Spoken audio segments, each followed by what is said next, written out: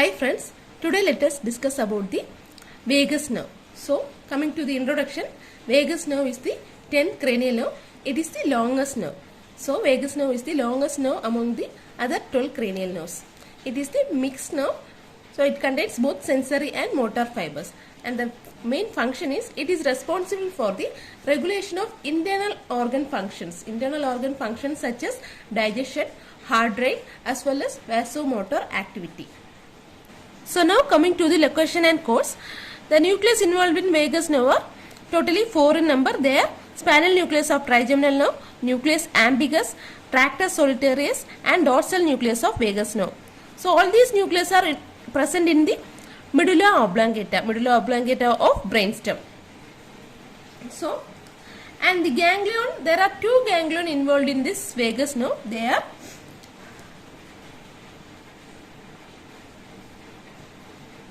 superior ganglion and inferior ganglion.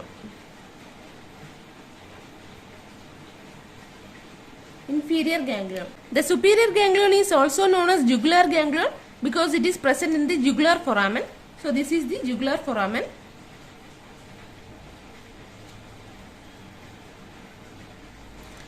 And the inferior ganglion is present below the jugular foramen. And the inferior ganglion is also known as nodose ganglion. And these 2 nucleus are present within the vagus nerve. There are nerve arises from the superior ganglion and also inferior ganglion. First let us see about the nerve arises from the superior ganglion. So there is a nerve, there is a sensory nerve arises from the superior ganglion. It arises from the superior ganglion and it comes out of the skull through the mastoid canalicus which is present in the jugular fossa, and also it passes through the tympanomastoid fissure and supply the posterior part of the auricle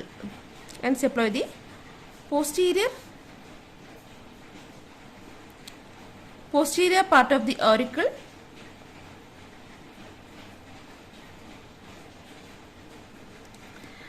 External acoustic meatus or external auditory meatus and also the outer surface of the tympanic membrane.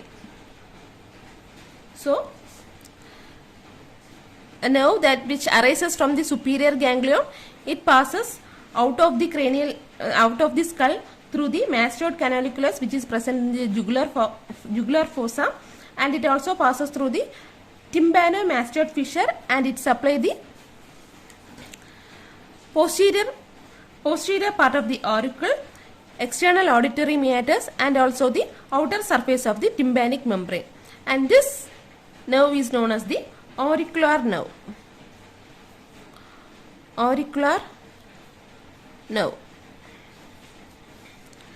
And the central process of the nerve, it enters into the brainstem and it rely on spinal nucleus of trigeminal nerve. So the peripheral process, it supplies the posterior part of the auricle, external auditory meatus and also outer surface of the tympanic membrane, and the nerve is known as the auricular nerve. As a central process enters into the brainstem and it rely on the spinal nucleus of trigeminal nerve. There is also another nerve that which arises from the superior ganglion which is known as the meningeal nerve.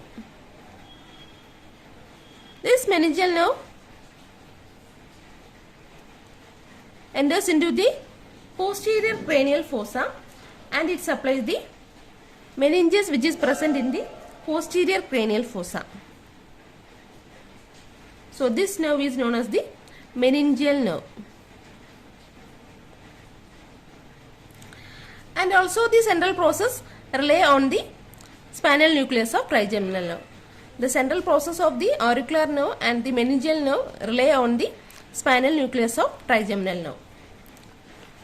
These 2 branches are GSA fibers. These 2 are the GSA fibers. So next, a nerve arises from the inferior ganglion. There are several nerves arises from the inferior ganglion. The first one is the pharyngeal branch of vagus nerve. So this pharyngeal branch arises from the inferior ganglion, which is the motor fibers. So this is the pharyngeal branch. This is special visceral efferent fibers which arises from the inferior ganglion, and it passes between the external and internal carotid artery. So this is the external carotid artery,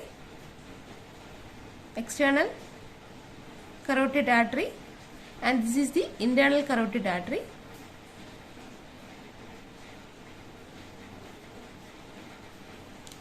So this pharyngeal branch arises from the inferior ganglion, and it passes in between the external carotid artery and internal carotid artery, and it reaches the upper border of the middle constrictor muscle of pharynx. So these are the constrictor muscle, superior constrictor muscle, middle constrictor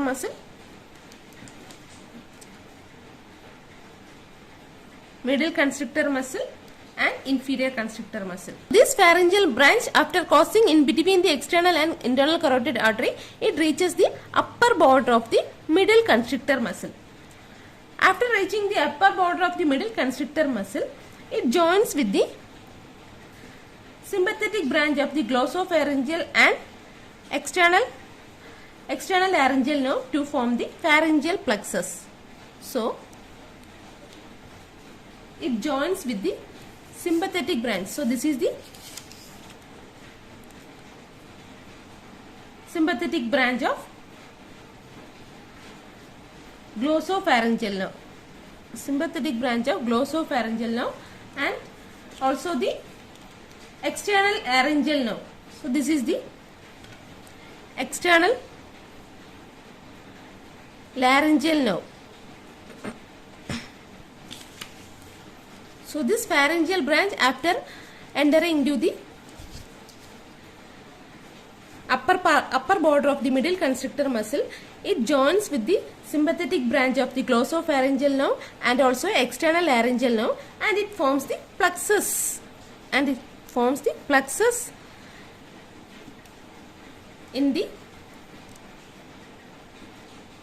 this part, and this plexus is known as the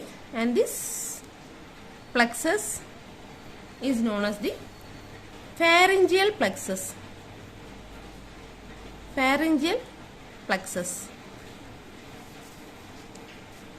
So after entering into the middle constrictor muscle, it joins with the sympathetic branch of the glossopharyngeal nerve and external laryngeal nerve and forms the plexus, which is known as the pharyngeal plexus.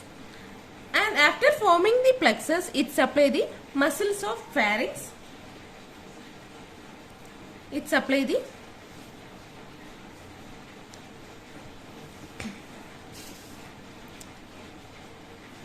Muscles of pharynx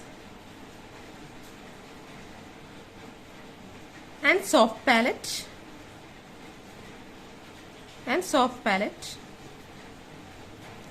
except tensor vale palatini.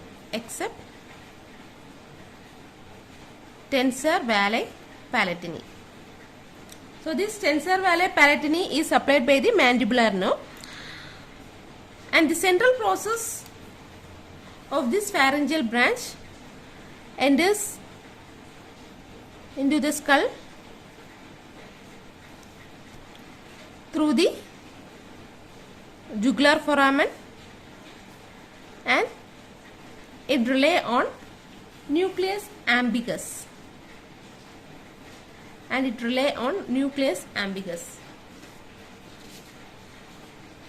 So the pharyngeal branch, which arises from the inferior ganglion, it passes in between the external carotid artery and internal carotid artery, and it moves to the upper border of the middle constrictor muscle, and along with the sympathetic branch of the glossopharyngeal nerve and external laryngeal nerve, it forms the plexus which is known as the pharyngeal plexus, and it supplies the muscles of pharynx, muscles of soft palate except tensor vale palatini, which is supplied by the mandibular nerve, and the central process of the pharyngeal branch enters into the skull through the jugular foramen, and it relies on the nucleus ambiguous. The next branch which arises from the inferior ganglion is superior laryngeal branch or superior laryngeal nerve, that which arises from the inferior ganglion, and it also passes between the external carotid artery and internal carotid artery.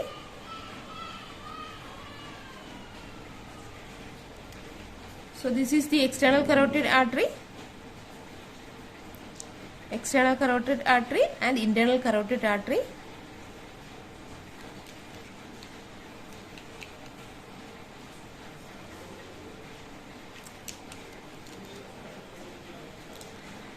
It passes in between the external carotid artery and internal carotid artery, and it enters the middle constrictor muscle. So this is the superior constrictor muscle of pharynx, middle constrictor muscle and inferior constrictor muscle of pharynx. So it enters the middle constrictor muscle and divides into two branches, that is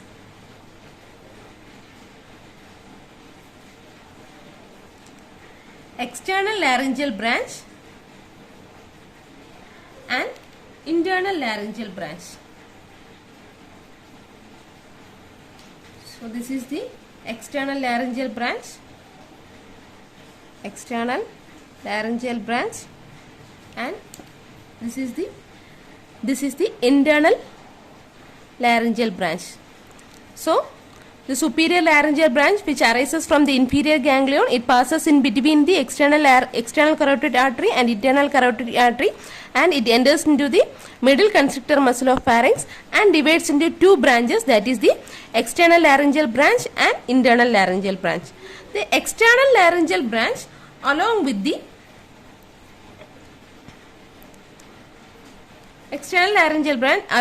superior thyroid artery, so this is the superior thyroid artery.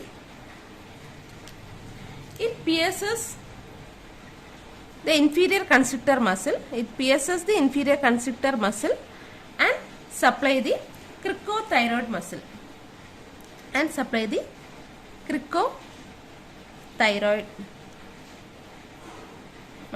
So the external laryngeal nerve which arises from the superior laryngeal nerve. So this is the superior laryngeal nerve which arises from the superior laryngeal nerve. Along with the superior thyroid artery, it pierces the inferior constrictor and it supplies the muscle which is known as the cricothyroid muscle. The internal laryngeal nerve. Here the external laryngeal nerve is the motor nerve, which is the SVE fibers, but the internal laryngeal nerve is the sensory fibers. So the internal laryngeal nerve, which is the sensory fibers, and it pierces the thyrohyoid membrane. So this is the thyrohyoid membrane.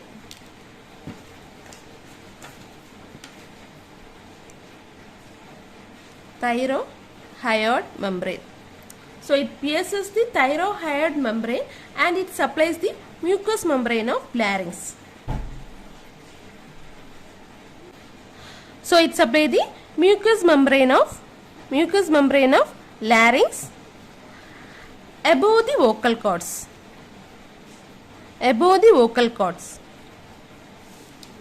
So this superior laryngeal nerve which arises from the inferior ganglion, it passes in between the external carotid artery and internal carotid artery and enters into the middle constrictor muscle, and again it divided into two branches, that is the external laryngeal branch and internal laryngeal branch. Here the external laryngeal branch is the motor nerve, and that which pierces the inferior constrictor muscle along with the superior thyroid artery, and it supplies the cricothyroid muscle.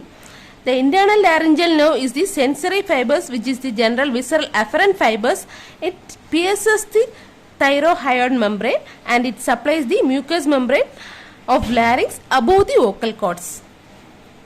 Here the internal laryngeal nerve is the sensory fibers, that is the general visceral afferent.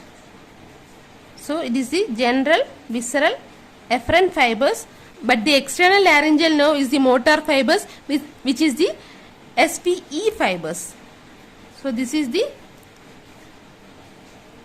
SVE fibers.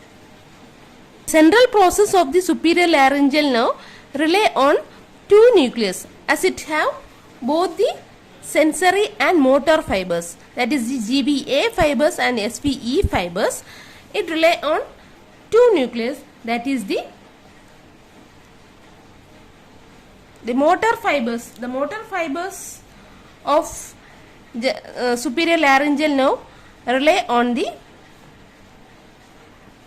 nucleus ambiguous. It enters into the jugular foramen and it rely on the nucleus ambiguous, that is the motor fibers. The SVE fibers, rely on the nucleus ambiguous. It enters into the skull through the jugular foramen and it rely on the nucleus ambiguous.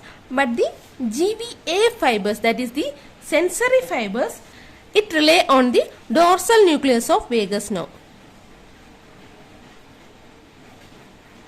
The central process of SVE fibers. The SVE fibers of superior laryngeal nerve, it rely on the dorsal nucleus of vagus. So, superior laryngeal nerve arises from the inferior ganglion and it passes in between the external laryngeal nerve and internal laryngeal nerve, and it enters into the middle constrictor muscle of pharynx, and it is divided into two branches, that is the external laryngeal nerve and internal laryngeal nerve. External laryngeal nerve is the motor fibers, that is the SVE fibers. Internal laryngeal nerve is the sensory fibers, that is the GVA fibers. The external laryngeal nerve along with the superior thyroid artery, it pierces the inferior constrictor muscle and supply the cricothyroid muscle. The internal laryngeal nerve, which is the GVA fibers, it pierces the thyroid membrane and it supply the muscles of larynx above the vocal cords. So here the central process of SVE fibers, it enter into the jugular foramen and it rely on the nucleus ambiguous. The central process of GVA fibers, enters into the jugular foramen and it rely on dorsal nucleus of vagus. The next branch which arises from the inferior ganglion is carotid branch.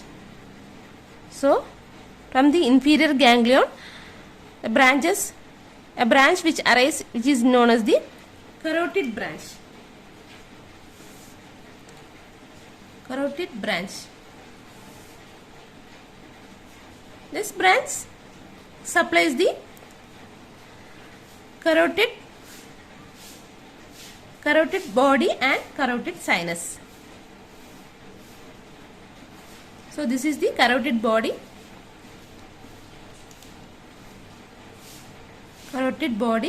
and here it is the carotid sinus for the chemoreceptor and baroreceptor.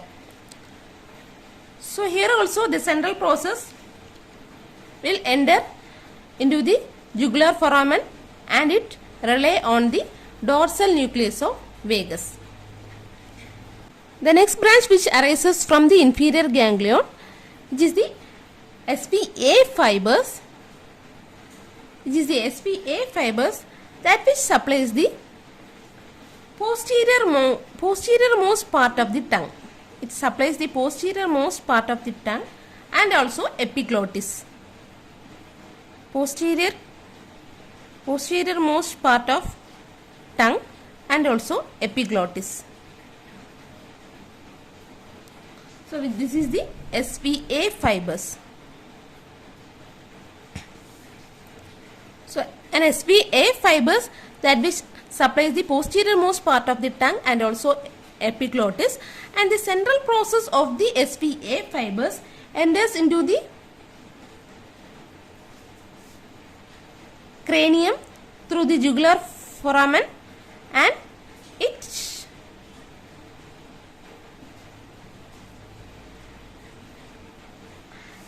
rely on the central process rely on the tractus solitarius, nucleus tractus solitarius. So there is an SVA fibers that which supplies the posterior most part of the tongue and the epiglottis, and the central process rely on the tractus solitarius. The next branch which arises from the inferior ganglion is the recurrent laryngeal nerve. So recurrent laryngeal nerve that which arises from the inferior ganglion. There are two recurrent laryngeal nerve, that is the right recurrent laryngeal nerve and the left recurrent laryngeal nerve, but they are not symmetrical. The course will be different. That is the right recurrent laryngeal nerve course and the left recurrent laryngeal nerve course will be different. So first about the right recurrent laryngeal nerve. Right recurrent laryngeal nerve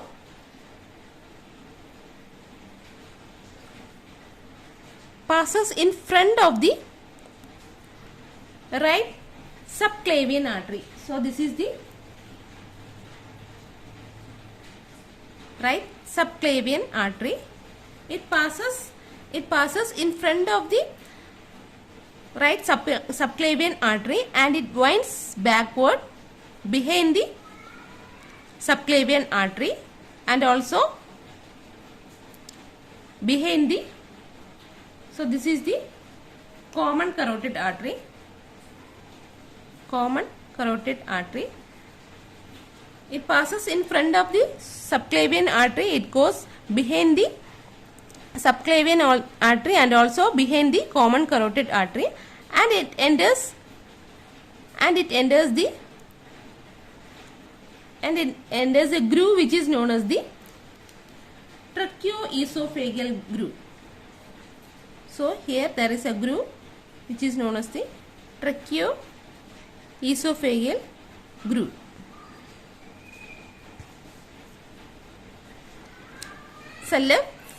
So this is the right recurrent laryngeal nerve.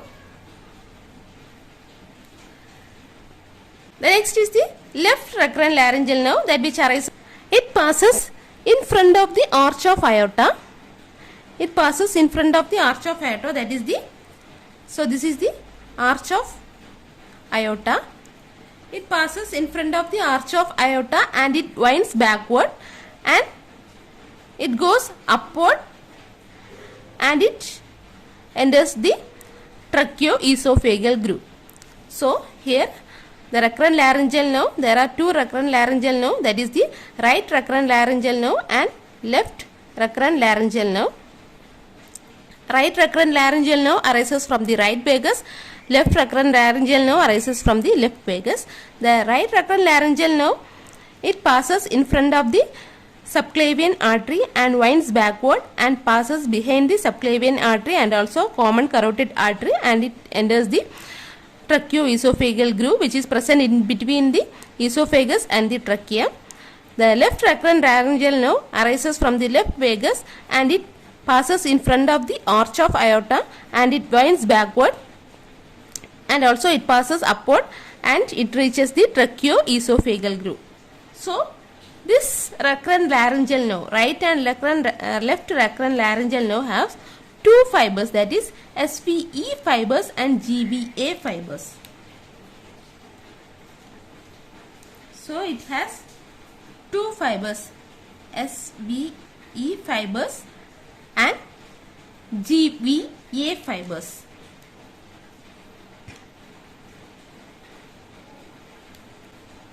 The recurrent laryngeal nerve consists of two fibers, that is the SVE fibers and GVA fibers. SVE fibers is the motor fiber and it supplies all intrinsic laryngeal muscle except cricothyroid muscle. GVA fibers is the sensory fibers and it supplies the mucosa of larynx above the vocal cords.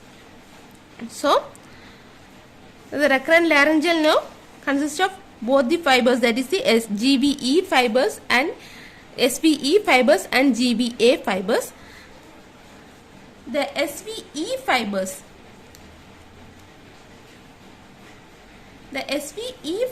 of the recurrent laryngeal nerve, it goes inside the jugular foramen goes inside the skull through the jugular foramen, and it the central process rely on the nucleus ambiguous. But the GVA fibers, the central process of the GVA fibers, that which enters into the cranium through the jugular foramen, and